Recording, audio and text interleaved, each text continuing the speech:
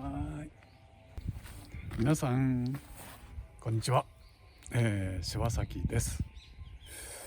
今日はね、いいお天気ですよ。ね、今日このお天気に誘われてスケッチに来ました。今日ね、ここを描いてみたいんですね。結構ね、昔ながらのね、日本の建物、そして、ちょっと秋の風情がねまだ残っている、そういう風景、この雰囲気を大切にまた描きます。ではゆっくり見てくださいね。はい、じゃあね、セッティングできましたからね、実際描いてみましょう。まずね、ここの道ね、これがほらぐーっと向こう曲がってます。そしてあそこにね、オレンジの色の、柿の実がついてるでしょ。あれを色のポイントとして、そしてその隣の古い建物ね、そしてさらに、その建物の手前にオーバーラップするこの木、そこら辺をこうね中心に絵をまとめてみようと思います。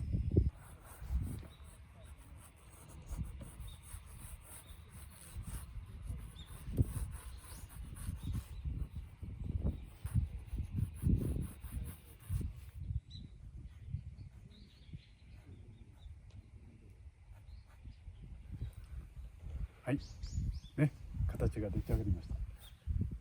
そうね、2分ぐらいかな。これね、あまり細かく描いちゃダメなんだよね。では早速塗ってみたいと思います。はい、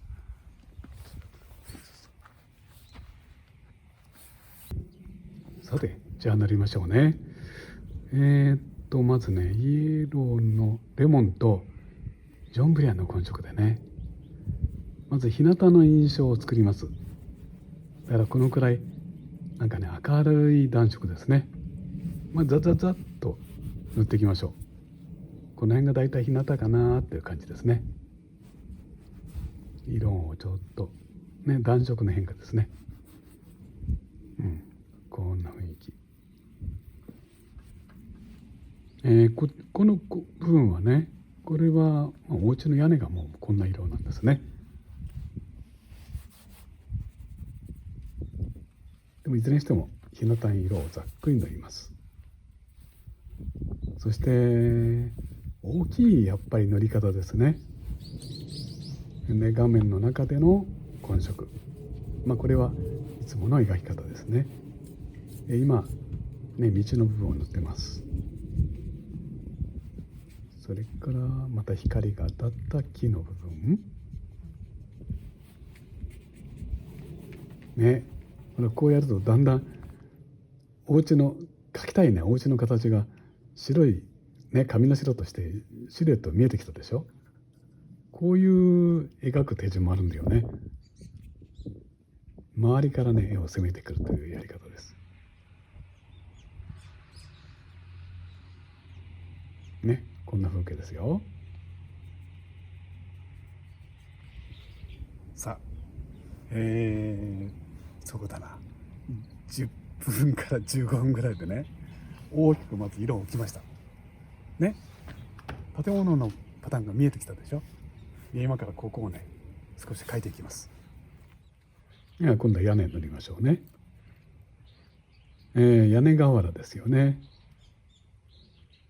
大体そうだな、ブルーグレーっぽい色なんだけども、それをねいかにこう楽しいね色に置き換えていくかっていうのも、これも絵を描くね楽しみ良さですね。だから実物通りの色じゃないところがいいと思います。そしてここの強い日陰、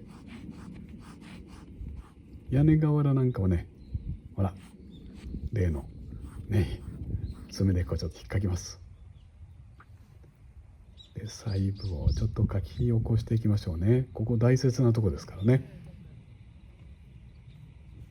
だんだんできてきたぞ。どうでしょうね。ここをね落ち葉が吹き溜まってます。こういうのもちょっと実際よりもカラフルに塗りましょうね。そしていよいよ大切な部分ですよ。この日の当たった建物をですね、明るく見せるためにも、この日陰のね手前にある木ですね、この対比の部分です。今木の枝を描いてます。しっかり観察するんだけど、枝の描き方はやっぱ伸び伸びですね。そして筆を寝かせて、ドライブラシのタッチで日向の葉っぱと日陰の葉っぱをかき分けますね。こんな感じ。今度はこっち。これは柿の実がなってる木の部分ですね。ここも光が当たったりね、そうでないとこ、この回分かりやすくかき分けよう。そして柿の木の枝ですね。やっぱり樹木ってのはね、枝ぶりっていうのはもうそれぞれ種類によって違うんだよね。だからこういうとこはやっぱりしっかり観察したいところだね。お腹空いたのでご飯しよう。今日はね、コンビニで買ってきたおにぎりです。日高昆布、うまそうだな。こっちから開けてと、もうやっぱり絵描くとお腹すくね。じゃあいただきます。美味しい。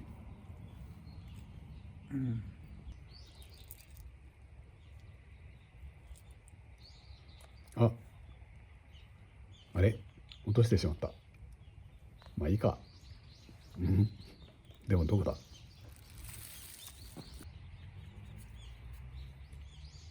さてご飯を食べながらもう続けていこう。もう冬の日差しはね、あっという間にもうね暗くなってくるからね、時間との勝負なんだね。ここは脇役だから手前だけど、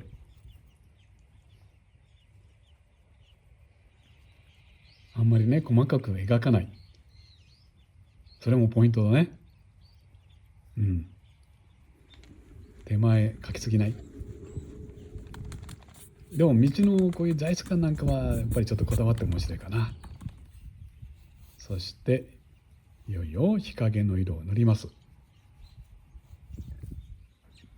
ね。描き始めの時ともう日差し随分変わってしまったけど、最初の時のね光を思い出して影を描いて、そして大切なあたりちょっと細部をこんな風にいじって、あとね、ちょっと描き損じたとこね手直しをしましょう。これだね、日の光を加えて、はい、完成です。はい、描き上がりましたね。30分ぐらいだったかな。見てくださいね。ここ建物ね、光当たってます。この光が当たった建物とその両端のね暗い木のコントラスト、ここにね、テーマを置いて描いてみました。さあこれを見てね、スケッチ面白そうだなと思った方は評価と、そしてまたねチャンネル登録もよろしくお願いします。はい、ということでね、今日からちょっとねこう新しいコーナーを立ち上げたいと思います。それはね、私のインスタグラムのダイレクトメッセージでね、視聴者の方からいろいろなご相談とかね、お悩み事がね、お寄せいただいてるんですね。そこでそれに少しでもお答えしたいということで、今日はその第1弾目です。さて、今日のご相談者はアメリカの方だな。これは、ミカさんっていうのかしら。お悩み事はですね、私はアメリカの大学生です。彼女と私は卒業後日本に引っ越す予定です。そうなんだ。ね、もう予定なんだね。彼女は英語を教えること、新しいことを体験することを望んでいます。私は日本に行きたいと思っていましたが、移住したらどのようなキャリアを追求するのか分かりません。私はアメリカを離れたことがありません。なるほど。そういうことなんだね。だからお二人だね。お二人で、その女性の方はもう日本に引っ越すっていう、もう気持ちは固まったんだよね。それで英語を教えたい。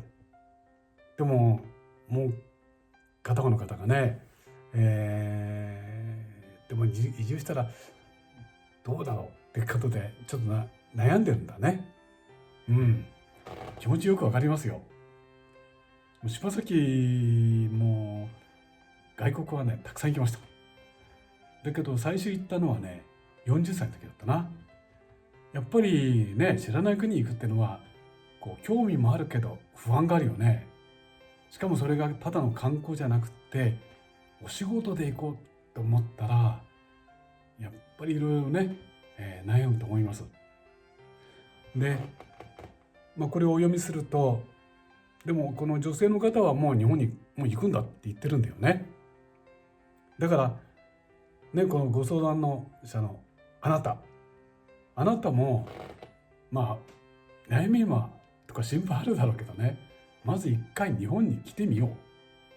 そしてそこでね本当にどんなお仕事ができるのか、もちろんその前に日本って国はどんな国か、日本人はどんな、あるいは何を食べてるかとかね、そういうことを含めて、日本のことをまず知りましょうね。だから、女性の方が来るんですから一緒にもね日本に来てまず一回ちょっと日本を体験しましょう。これが、僕のお答えですね。